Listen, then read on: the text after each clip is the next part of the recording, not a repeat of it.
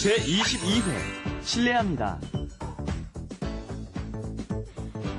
안녕하세요.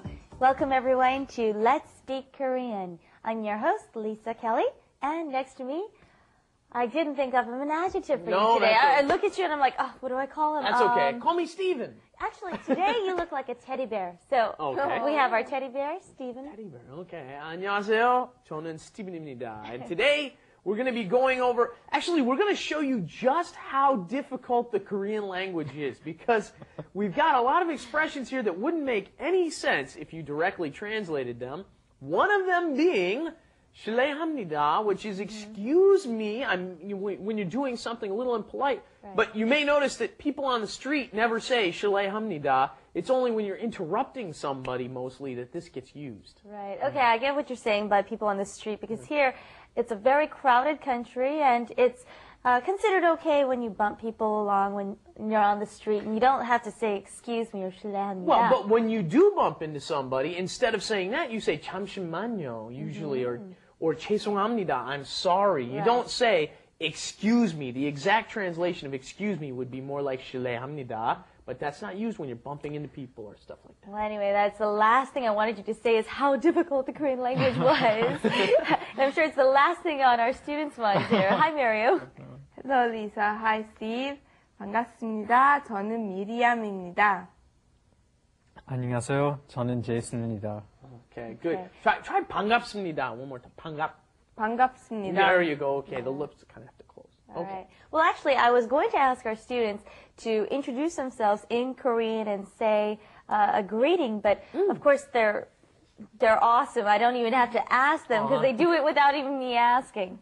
Anyhow, up till now, we have learned greetings and how to say hello and go shopping and do lots of different things with our friends, coworkers, and family. But today, we're going to learn a very formal situation, what you would say to someone that you don't know, which is probably something very handy with the Korean language. Okay, let's go and start in Let's Do It.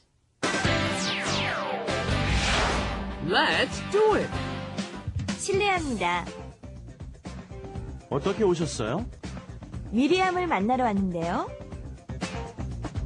So we already introduced to you that we're going to be learning about 실례합니다, and we heard a few other expressions. But I'd like to first cover where we would say this sort of expression.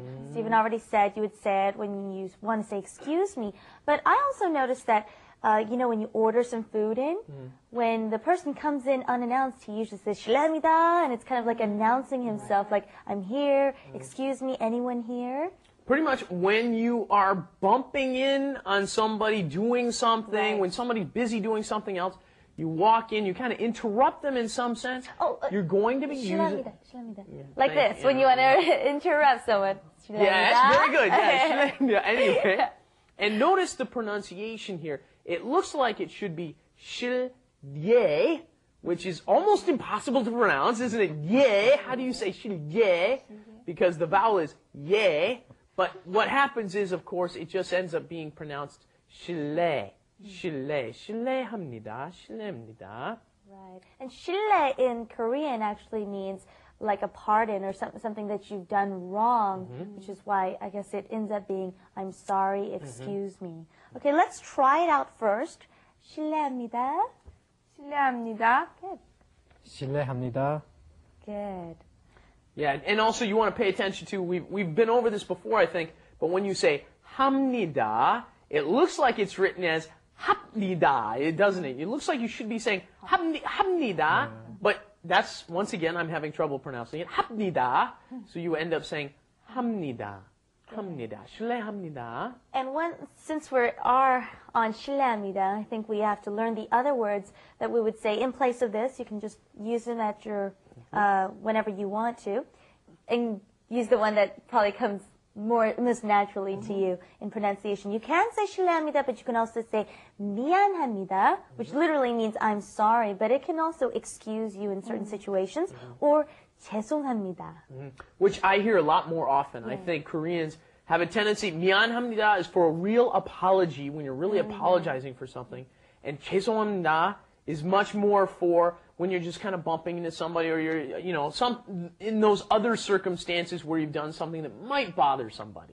Good. And after this expression, we had someone else saying, 어떻게, how, 어떻게 오셨어요? How did you come is the literal translation. But obviously, naturally, it's just what brings you here, or how can I help you?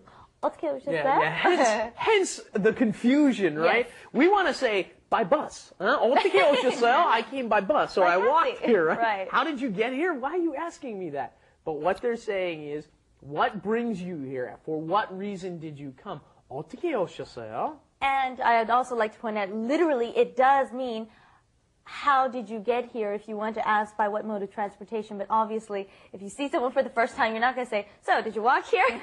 You're going to say, oh, so what brings you here? Or how can I help you? Korean, I've read this before. Korean is a very high context language. Right. You tell a lot of meaning from the context. Let's try this out between the two of you. Miriam can be going to visit Jason to go see Steven.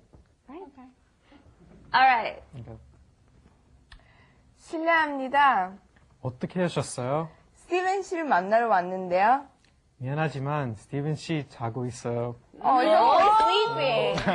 Putting all our lessons together, I really like this. Our 모범생들, our very advanced students here. Yes, one thing you want to practice is adding these past tense verbs onto 는데요. That's the ending that we're going over here.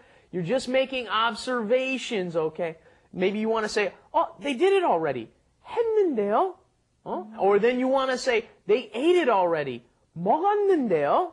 Right? You're adding the past tense, just adding to your 는데요. And most of you out there that have been joining us frequently for our show might be saying, oh, 우리 했는데요. 우리 공부했는데요. Right. 배웠는데요. We've studied it, we've learned it. But practice makes perfect, and repetition, there's nothing better than repetition when you're learning a language. Okay, let's go on to wrap it up. Wrap it up. With Lisa And Steven.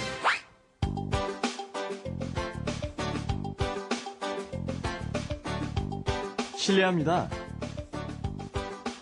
어떻게 오셨어요? 제이슨 씨를 만나러 왔는데요.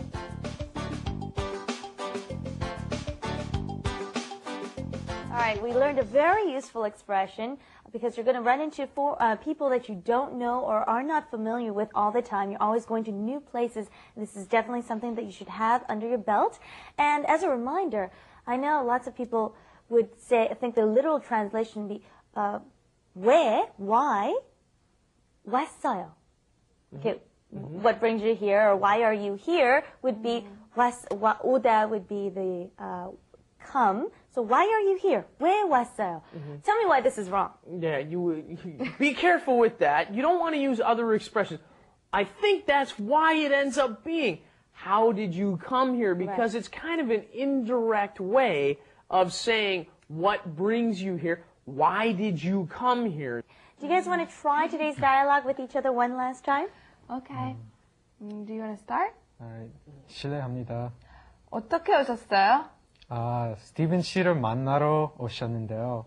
I think that's wrong. What's so funny? You never say 제가 오셨어요. No. Okay. You always say 제가 왔어요. Okay. 제가 왔습니다.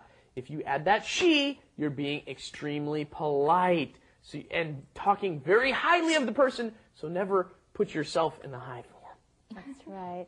Okay, 반말 and 존댓말, it gets a little confusing. I know once you add yo, of course, it does become the respectful form, but things like she, those are one of the things that you automatically want to say your name in she because you hear other people say it all the time to you. Right. Okay, well, I guess that wraps it up for today. Keep practicing, and please join us again next time here at Let's Speak Korean. Bye-bye. And in the meantime, Bye, everybody. arirangtv.com. Bye-bye.